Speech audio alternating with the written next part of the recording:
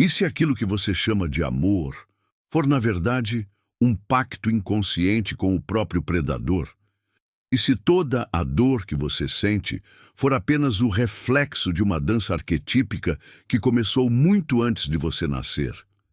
Você já parou para se perguntar por que o narcisista parece saber exatamente onde tocar, o que dizer, como invadir? Não é acaso, não é charme, é sombra. A parte mais esquecida de você sendo usada contra você. Carl Jung dizia que aquilo que não enfrentamos, dentro de nós, se transforma em destino. Mas e se esse destino pudesse ser manipulado? Existe um tipo de silêncio que grita, uma ausência que controla, uma recusa que domina. A psicologia reversa sob a lente junguiana não é um truque barato, é um espelho invertido do inconsciente.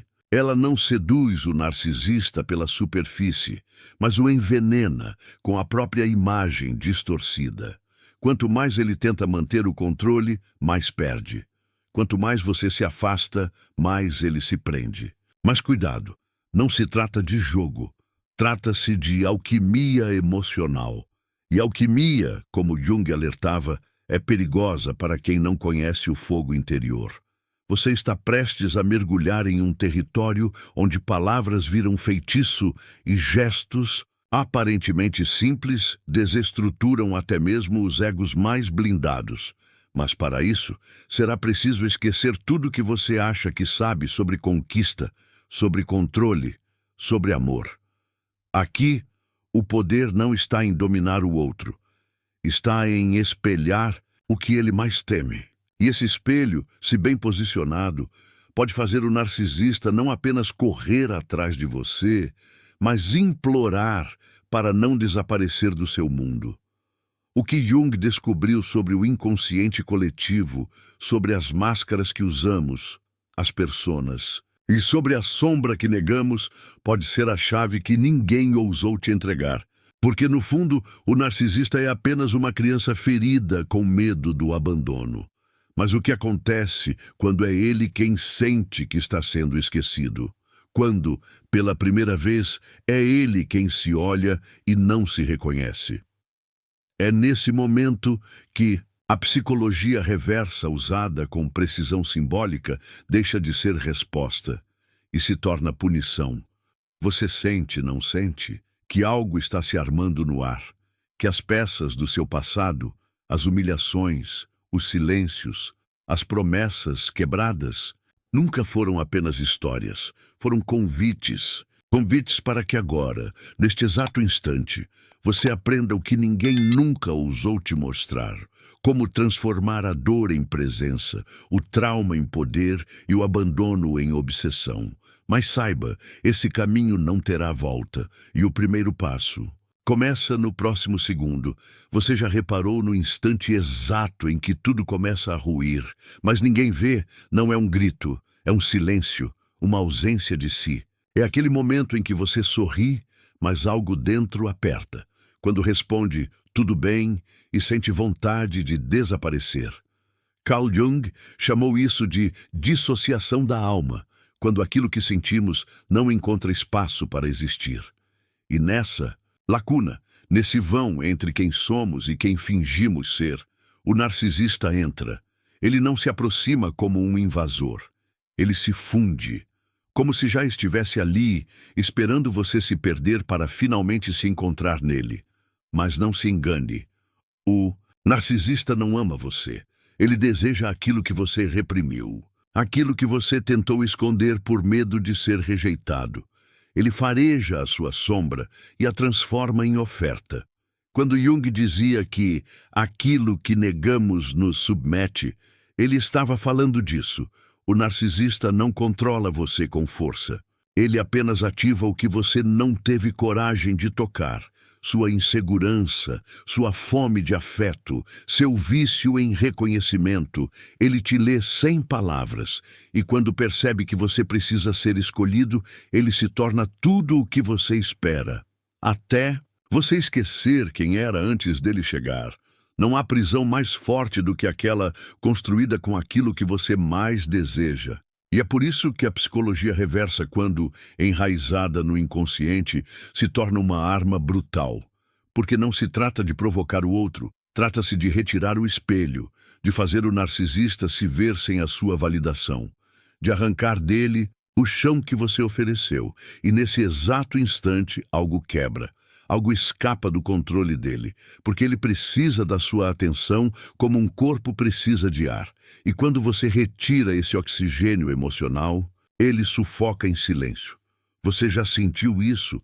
Aquela urgência de ser notado, aquela dor estranha de ser ignorado por quem você deu tudo?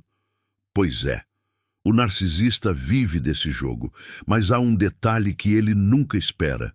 Que você aprenda a gostar do seu próprio silêncio, que você descubra prazer na ausência dele, que você comece a olhar para si com os olhos que antes usava para suplicar amor.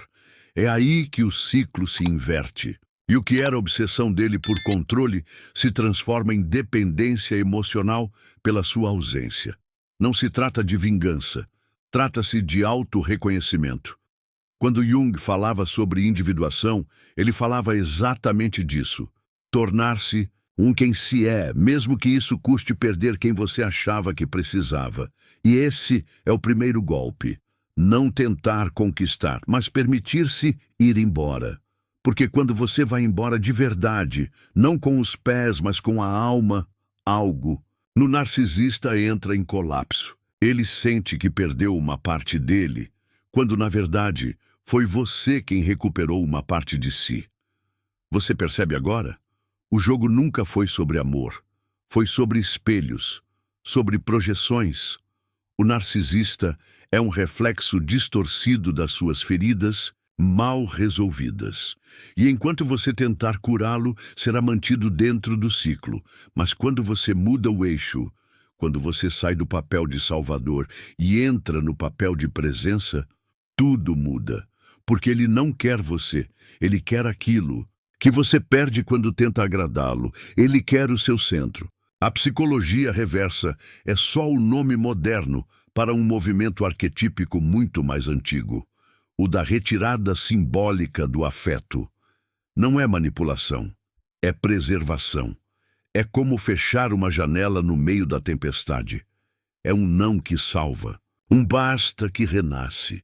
E quando o narcisista sente que não pode mais acessar o seu mundo, ele se desespera, porque no fundo nunca teve um mundo próprio. Mas antes de continuar, respire, porque essa jornada não é racional, ela é visceral, vai te doer em lugares que você nem sabia que existiam.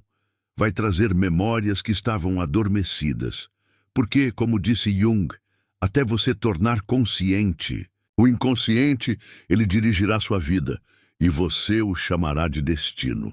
Então olhe bem, porque talvez o seu destino tenha nome, voz e olhos que já te prometeram o mundo, mas só te entregaram abismos. E agora me diga, você está pronto para atravessar o próximo nível? Porque a próxima camada não fala mais sobre ele, fala sobre o que você ainda sustenta dentro de si. E então vem o segundo golpe.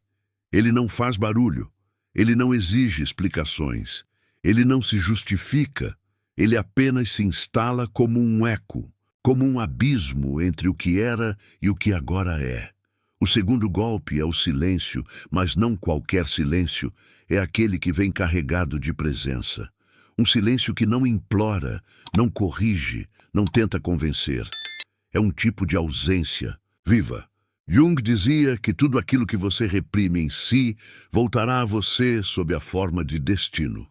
Mas o silêncio, quando consciente, não é repressão. É alquimia.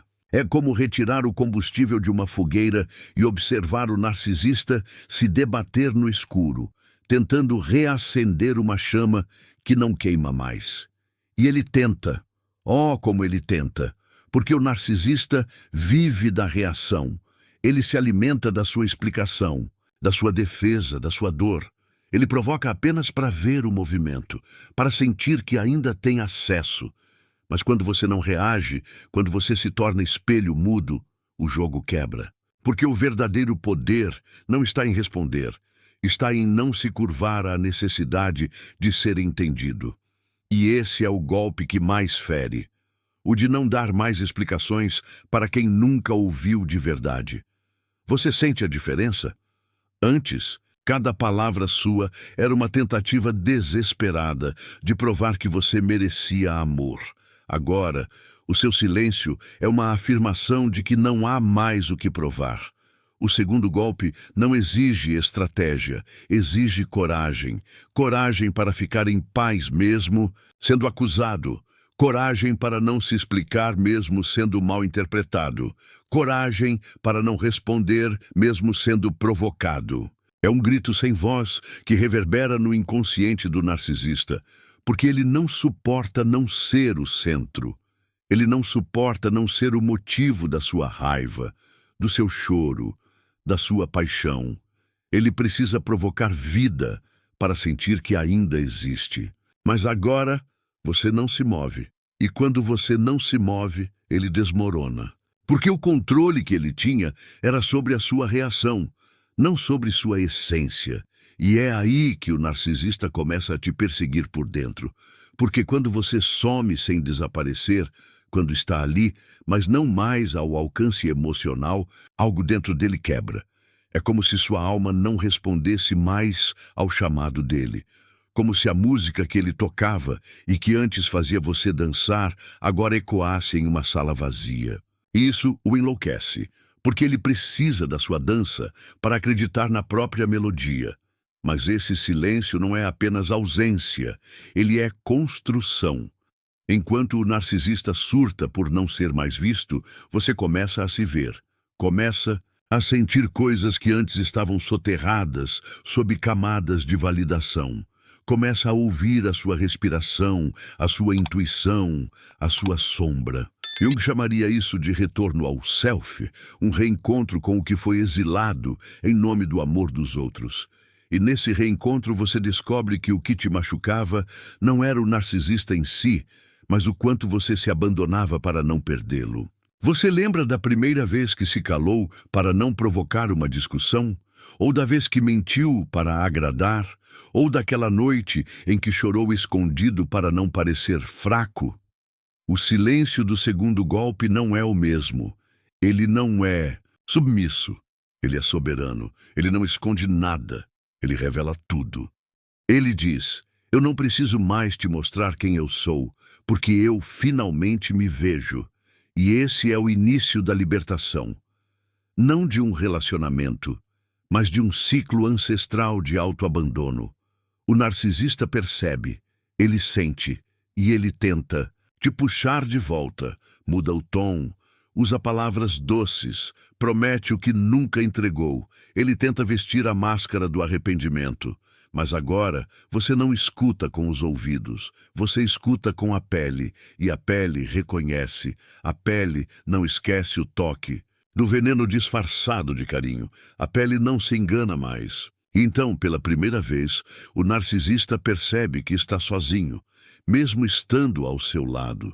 Isso não é sobre revanche, é sobre transcendência. Jung dizia que a jornada do herói é uma travessia para dentro de si. E o silêncio, nesse caso, é a ponte. É ele que te leva para longe da necessidade de ser compreendido por quem só te usava como espelho. É ele que te conecta com aquilo que não tem nome, mas pulsa em você como verdade. Uma verdade que não se explica, que não se prova, que não se negocia. Uma verdade que basta. E se você chegou até aqui, você já começou a senti-la. Ela talvez ainda seja tímida, ainda insegura, ainda desconfiada. Mas está nascendo, dentro, como uma chama que não quer mais ser fogueira, quer ser luz. E essa luz assusta, porque quando ela acende, mostra tudo o que estava escondido, inclusive você. E o narcisista, que vivia nas sombras, não suporta a sua clareza. Porque agora, pela primeira vez, é ele quem se sente invisível. E não há nada mais insuportável para um narcisista do que não existir no reflexo de quem ele tentava dominar. Agora, Você entende por que o segundo golpe é o mais cruel? Porque ele não fere com palavras, ele não ataca com gestos, ele não destrói com gritos, ele apenas cala. E nesse silêncio, carregado, denso, consciente, o narcisista grita por dentro. Ele implora por uma reação, mas você não dá, porque o silêncio agora não é ausência, é poder, e esse poder é só o começo. E então chega o terceiro golpe, não como um ataque, não como uma resposta, mas como uma presença que se impõe em silêncio e assusta porque não pode mais ser moldada. O terceiro golpe não grita e nem se cala, ele reflete. Mas dessa vez, o espelho não está mais nas mãos do narcisista. É você quem o segura agora. E quando ele se vê refletido em você, algo dentro dele começa a rachar. Carl Jung escreveu que tudo o que irrita nos outros pode nos levar a uma compreensão mais profunda de nós mesmos. O que ele não disse é que essa irritação, quando devolvida com consciência, se transforma em veneno para o ego narcisista. E é isso que você está prestes a oferecer, o reflexo dele, nu, sem maquiagem, sem controle, sem você para protegê-lo de si mesmo. Veja bem, o narcisista sempre usou você como tela, pintava suas projeções, suas idealizações, seus traumas mascarados de exigências. Mas o terceiro golpe destrói essa tela. Você não aceita mais ser cenário da fantasia dele. Você se torna espelho. E um espelho não inventa, não imagina, não adula. Ele mostra cruamente, friamente, verdadeiramente. E é aí que começa o colapso, porque o narcisista não suporta se ver. Ele só sobrevive enquanto acredita ser o personagem que criou. Mas, quando você reflete a sua sombra de volta, ele vê o que sempre escondeu. E o que ele esconde é insuportável. Você percebe a diferença? Antes você corria para explicar, para suavizar, para perdoar. Agora você apenas mostra, com os olhos, com o silêncio, com a postura. Você não ataca, você expõe. E expor, nesse caso, é mais letal do que qualquer confronto. Porque o terceiro golpe retira o palco. O narcisista precisa do palco. Ele precisa das luzes, dos aplausos, do roteiro. E quando você se recusa a participar da peça, ele fica sozinho no meio do espetáculo que criou para te manipular. Sem plateia, sem roteiro, sem controle. E isso o enlouquece. Jung falava do arquétipo da persona, a máscara que usamos para sermos aceitos. O narcisista vive preso nessa persona. Ele não sabe quem é sem ela. Mas você já começou a tirar a sua. E quando você se mostra como é, imperfeito, autêntico, vulnerável, você destrói a ilusão dele. Porque você se liberta da necessidade de agradar. E nesse momento, o que antes era fraqueza se torna poder. Ele não sabe lidar com alguém que não precisa mais ser aceito, porque o controle dele sempre foi sobre sua vergonha. Agora que você não se envergonha mais, ele não sabe por onde entrar. O terceiro golpe não é vingança, é revelação. É olhar nos olhos dele e, sem dizer nada, deixar que ele veja o que fez com você e o que não poderá mais fazer. Porque agora você enxerga, e enxergar é perigoso, porque quem vê transforma, quem vê não volta mais. E ele sabe. Ele sente que perdeu o controle no exato instante em que você parou de implorar por migalhas. No instante em que você parou de aceitar a culpa que nunca foi sua. No instante em que você parou de tentar salvar quem te arrastava. E o que vem depois? A reação. Porque o narcisista não aceita ser exposto. Ele tentará inverter o jogo, te chamar de frio, te acusar de insensível, te pintar como o vilão. Mas você já não se afeta, porque agora você sabe. E quem sabe não pode mais ser manipulado. O terceiro golpe é esse saber interno que cresce silenciosamente. Uma certeza que não se explica, mas que se sente. Você sabe que está diferente, que algo dentro virou, que você já não precisa mais gritar para ser ouvido, porque no fundo o que você buscava não era ser compreendido, era ser visto, e agora quem não enxerga é ele. Há um tipo de força que não precisa levantar a voz, ela apenas se impõe. Está no olhar que não baixa, no passo que não hesita, na decisão que não treme. Essa força assusta, porque ela não veio da raiva, veio da cura. O terceiro golpe só pode ser aplicado por quem parou de sangrar, porque ele exige clareza, ele exige que você se olhe também, porque um espelho não mostra apenas o outro, ele mostra você. E isso talvez seja o mais assustador, ver que por tanto tempo você permitiu, tolhou, engoliu, aceitou, em nome de um amor que nunca foi seu. Mas agora é diferente. Agora, cada vez que o narcisista tenta reativar os padrões antigos, você enxerga a engrenagem. Você vê o truque. E onde antes havia encantamento, agora há lucidez. Lucidez é o veneno do narcisista, porque ele precisa da ilusão para sobreviver. E você agora é a quebra dessa ilusão. O terceiro golpe destrói o teatro emocional. E quando a cortina cai, tudo o que sobra é ele, diante de si mesmo. Nu, pequeno, carente, raso. Não é sobre punir, é sobre interromper. Jung diria que todo o processo de individuação exige que o ego morra para que o verdadeiro eu nasça. Esse golpe não é sobre matar o outro, é sobre deixar morrer a parte de você que ainda precisava ser aceita por ele.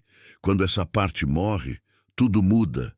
O narcisista sente, ele percebe que algo essencial escapou, que o controle que ele exercia não encontra mais campo fértil. Porque agora você habita o seu próprio centro, você pode estar tremendo por dentro, e está tudo bem, porque o terceiro golpe não exige perfeição, exige presença. Ele não é para os fortes, é para os conscientes, e consciência dói, mas também liberta. E quando você percebe que pode sustentar essa presença, mesmo diante do caos que ele provoca, você começa a ver o que sempre esteve escondido. Que o amor que você buscava nos olhos dele só existia dentro de você. E agora algo está mudando. Você sente, não sente? Como se as amarras internas estivessem se desfazendo uma a uma. Como se a voz que antes tremia agora ecoasse diferente. Você não grita mais, porque não precisa. O terceiro golpe ensinou que o seu silêncio carrega espadas. E o seu olhar, agora limpo, agora inteiro, já é o bastante para desestabilizar o castelo frágil que ele construiu sobre o seu vazio.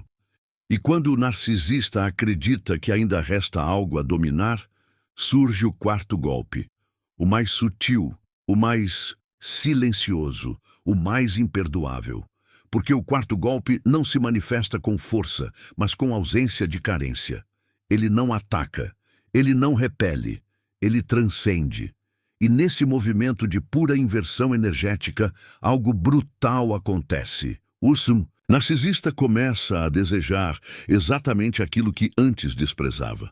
Jung dizia que aquilo que você resiste persiste. Mas o que acontece quando você simplesmente não resiste mais? Quando você não nega, não corre, não se explica, apenas segue? O desejo dele por controle se transforma em obsessão, porque ele já não sabe mais quem é sem a sua submissão. O quarto golpe é devastador, porque destrói a ilusão mais sagrada do narcisista, a certeza de que você sempre voltará. Porque você sempre voltou. Não voltou.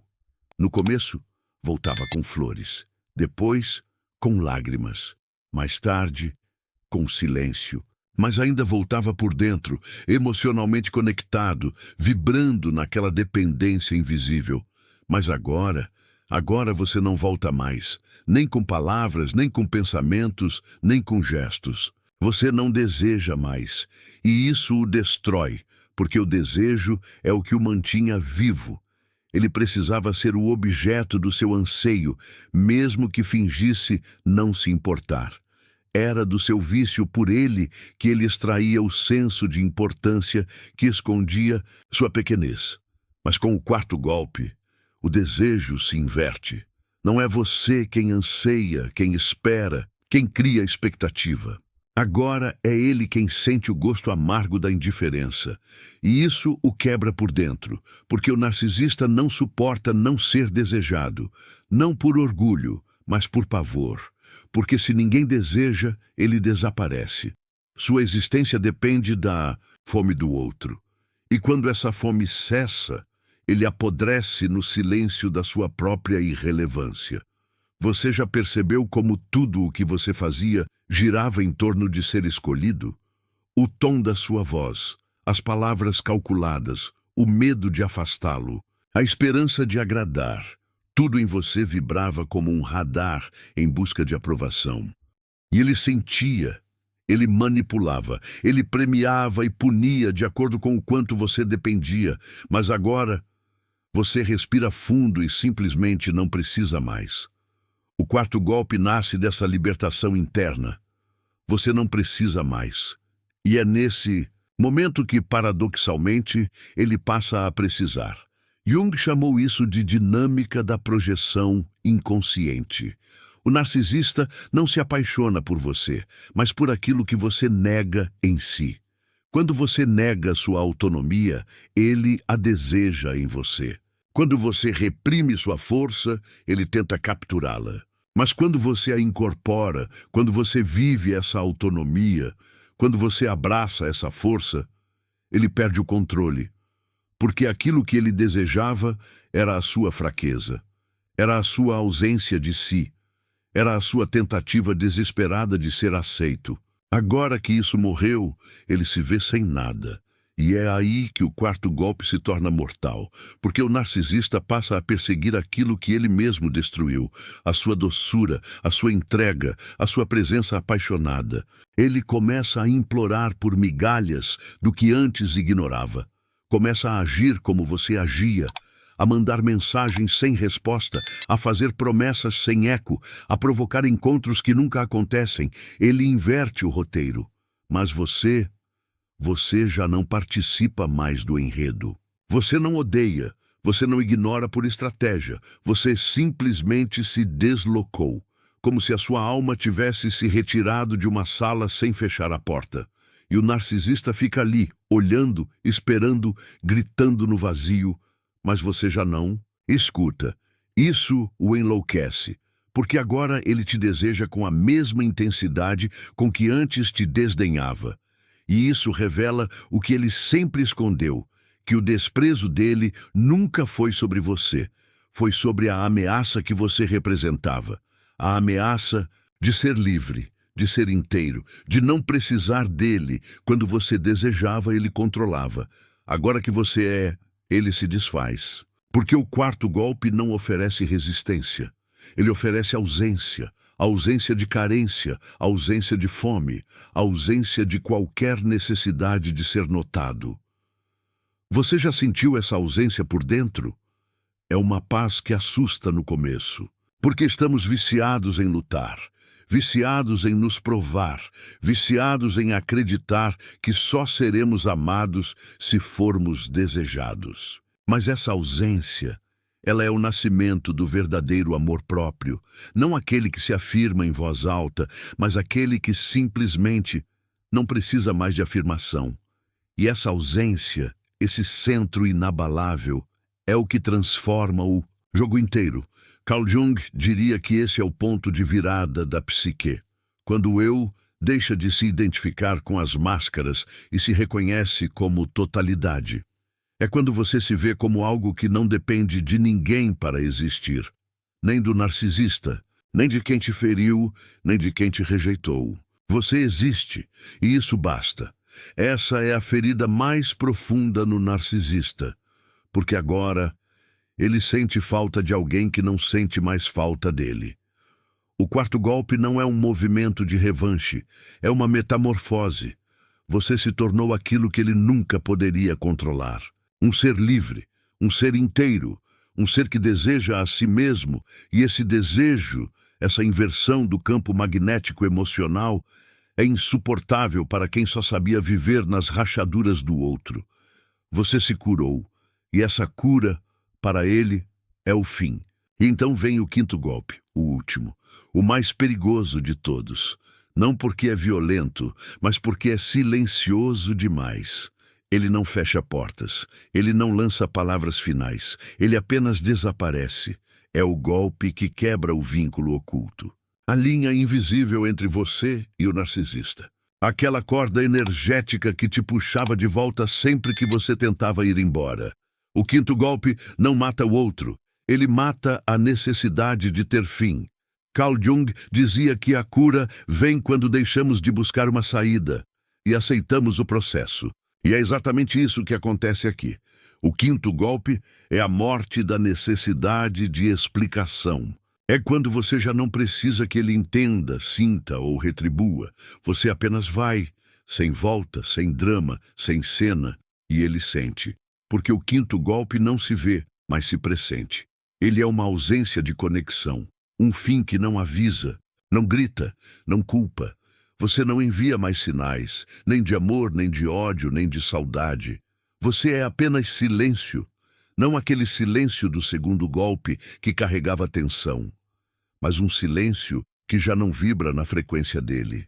Um silêncio que não deseja mais ser ouvido. E isso quebra tudo, porque o narcisista se alimentava do vínculo, não do relacionamento. Era o fio emocional que o nutria. O saber que ainda havia algo, uma lembrança, um afeto congelado, um pensamento recorrente, um espaço reservado no seu coração. Mas o quinto golpe dissolve esse espaço. Você já sentiu isso? Aquela leveza estranha de quem não espera mais, de quem acorda e não pensa mais em provar nada, de quem, mesmo lembrando, já não sofre. Esse é o verdadeiro desligamento, o colapso do vínculo, o fim do feitiço. E o narcisista percebe isso sem precisar de palavras, porque há algo que não se pode fingir, a ausência de emoção. Quando você reage, ele respira. Quando você odeia, ele vive. Mas quando você não sente, ele morre.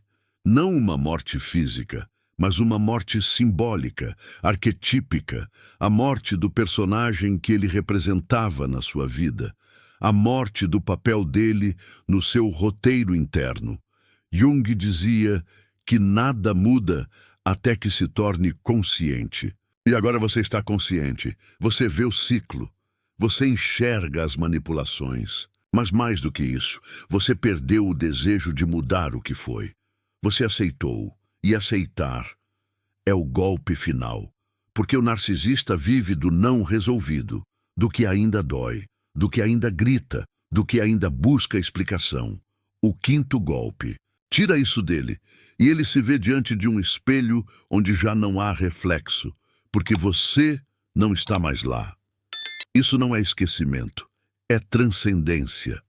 Você lembra. Mas lembrar não dói mais, não paralisa, não envenena. O nome dele pode até aparecer, mas não pulsa mais nas veias. Você pode até ver uma foto, ouvir uma música, cruzar um perfume, mas nada em você deseja voltar. Nada em você clama, nem por mais, porque você não se despediu dele. Você se despediu de quem você era com ele. E isso, para o narcisista, é inaceitável, porque ele quer ser eterno na sua memória. Quer ser lembrado com dor, quer ser a cicatriz que nunca fecha. Mas agora, ele é apenas pele que se curou. O quinto golpe é tão cruel quanto é sereno, porque ele não tem emoção. E o narcisista precisa de emoção para se sentir vivo. Quando você sente por ele, mesmo que seja raiva, ele ainda é alguém na sua vida. Mas quando você já não sente, ele vira ninguém. Um vulto, um eco, uma lembrança sem força. E isso é a morte que ele nunca quis enfrentar. Porque no fundo, ele sabia que o jogo só existia enquanto você jogava. Agora que você se retirou, o tabuleiro ficou vazio. Jung escreveu que sua visão só ficará clara quando você olhar para dentro do coração. E foi isso que você fez. Você mergulhou, você encarou a dor, você sangrou, você gritou no travesseiro. Você se odiou por voltar tantas vezes. Você tentou se explicar, se justificar, se diminuir, até o dia em que algo simplesmente parou. E foi nesse dia que o quinto golpe nasceu. Não como um plano, mas como um despertar. Um dia você apenas acordou e não doeu mais. E esse não doeu não veio com festa. Veio com vazio. Um vazio novo, leve, tranquilo. Um vazio que já não precisava ser preenchido. E é por isso que esse golpe é o mais letal. Porque ele não depende de ação, ele depende de cessação, de maturidade emocional, de presença absoluta. É quando você se olha no espelho e vê apenas a si, não mais o reflexo dele. É quando você se sente inteiro sozinho. Não porque aprendeu a viver sem ele, mas porque finalmente aprendeu a viver com você. O quinto golpe é a rendição do ego, é a dissolução da amarra, é a liberdade que não grita, mas respira. O narcisista pode até tentar voltar. Ele pode mandar mensagens, pode usar saudade, pode tentar reativar memórias. Mas agora, você enxerga, você sente, você sabe. E quem sabe, não se engana mais. A parte de você que precisava dele morreu. E essa morte não tem retorno, porque quem desperta para si nunca mais aceita ser sombra do outro. O quinto golpe não é um adeus, é um renascimento. Você saiu, por dentro, e isso ele não suporta, porque o verdadeiro abandono não é físico, é energético. É quando você para de alimentar, de se importar, de se justificar, de sentir. O quinto golpe é esse silêncio profundo que diz: eu não te odeio, eu só não te pertenço mais. E nessa ausência, ele morre. Morre o personagem, morre o jogo, morre a ilusão, e nasce o fim. Você percebe o silêncio agora? Não aquele que pesa, mas o que repousa. O silêncio que ficou entre uma palavra e outra, entre um golpe e outro, entre o seu velho eu e aquilo que você começou a se tornar. A travessia que você viveu aqui não foi sobre o outro, foi sobre aquilo que em você permitia ser dominado. Não há fim, há resgate. E toda ferida que sangrou ao longo dessa jornada não veio para te destruir. Veio para te lembrar que ainda pulsa algo dentro, algo que não se contenta mais em viver fragmentado, pequeno, submisso. Algo que começa a se reconhecer. Os narcisistas passam, o eco deles por um tempo fica, mas o que permanece mesmo é a pergunta que eles deixam: por que me doeu tanto perder alguém que nunca me pertenceu? E a resposta não está no outro, está no reflexo, no quanto de você foi cedido para manter alguém que nunca esteve inteiro. Jung dizia que somos feitos do que negamos. E talvez, sem perceber, você tenha negado sua própria luz para caber na sombra de outro. Agora não mais. Agora há um retorno. É um retorno sem volta, porque uma vez que você se olha com verdade, nenhum olhar do mundo consegue te hipnotizar novamente. Não há mais como desver, você agora sabe, e saber é um veneno e uma bênção, veneno para o ego que ainda deseja ser amado como antes. Bênção para a alma que começa a se libertar das correntes invisíveis da validação. Você não é mais quem chegou. Algo em você foi arrancado, não à força, mas pela consciência. E isso transforma. Você foi levado ao fundo. Não para afundar, mas para encontrar o que ninguém mais podia te entregar, a sua própria presença. E ela não grita, não exige, ela simplesmente existe e assusta. Porque a verdadeira liberdade assusta quem passou a vida implorando por amor. Mas essa liberdade é a casa para onde você sempre quis voltar. E agora que você pisou nela, o mundo inteiro mudou de cor. Não porque o mundo mudou, mas porque os seus olhos estão limpos, e quando você se limpa de alguém, você se abre para tudo, para o que é real, para o que é seu, para o que não cobra, não fere, não manipula. Você começa a reconhecer os sinais. A pele avisa, o peito avisa, o corpo responde. Você agora é território sagrado, e isso é inegociável. Não por vingança, mas por consciência. Porque amar, depois de tudo isso, é só possível se for livre, se for inteiro. Se não exigir que você morra para existir. Talvez você chore, talvez não. Talvez fique em silêncio por alguns minutos, olhando para a tela sem saber por quê. E está tudo certo, porque quando a alma escuta algo que a toca, o corpo silencia. Há um luto silencioso acontecendo aí dentro. O luto de tudo que você entregou, de tudo que você implorou, de tudo que você acreditou ser necessário para ser amado. Mas, ao mesmo tempo, há um nascimento. E como todo nascimento, ele vem com dor. Mas vem com luz também. E agora você carrega essa luz, não como um escudo, mas como um farol. Um lembrete de que você pode amar sem se perder, de que você pode ser visto sem precisar implorar, de que existe um tipo de amor que não precisa sangrar para ser verdadeiro. Mas esse amor começa aqui, com você, no espelho, no reflexo limpo, sem máscaras, sem vínculos de dor. Deixe isso ecoar, não tente entender tudo agora. Não transforme isso em lição. Apenas sinta. Deixe que essa experiência te alcance aos poucos, nos próximos dias, nos silêncios do cotidiano, em gestos simples, em memórias que voltarão com outro significado. Porque tudo o que é verdadeiro permanece vibrando muito depois do fim, como se algo tivesse sido real demais para caber apenas dentro de um vídeo. Porque foi, porque é. E se isso te tocou, deixe sua presença aqui também. Não apenas com um like, mas com um comentário. Que venha do seu centro. Compartilhe com alguém que precisa lembrar quem é. Inscreva-se se sentir que esta é sua casa também.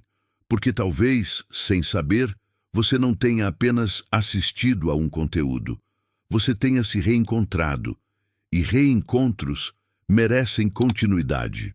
Às vezes o que parecia fim era apenas o momento exato em que você voltou para si.